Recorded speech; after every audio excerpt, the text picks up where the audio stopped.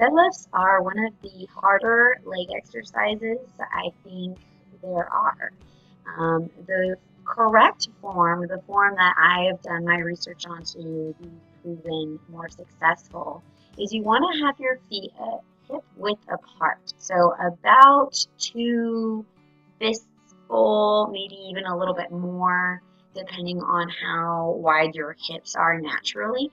The deadlift, unlike a squat, is not about keeping your upper body lifted. That is probably the biggest difference between a deadlift and a squat. In the squat form, you want your upper body lifted, chest up, and in the deadlift, you actually want it down, which is going to focus more on the glutes and the hamstrings. You might even feel it more in the quads.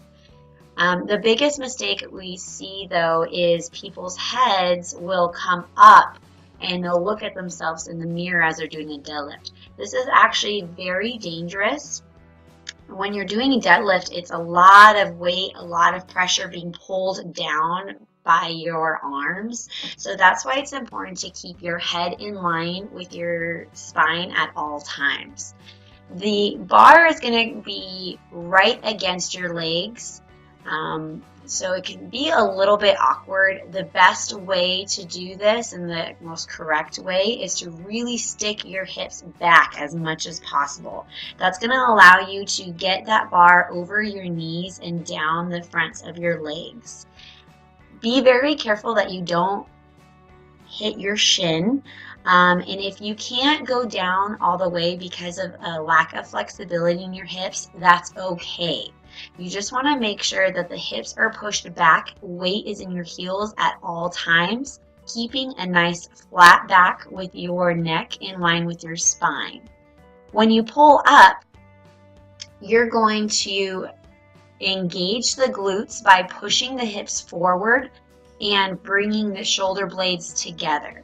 That doesn't mean pushing your chest forward and getting an arch in your lower back or even upper back.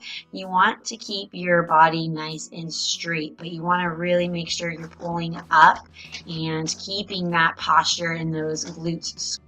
So I mentioned how you're going to want to push your hips back as far as possible so you can get that bar over your knees.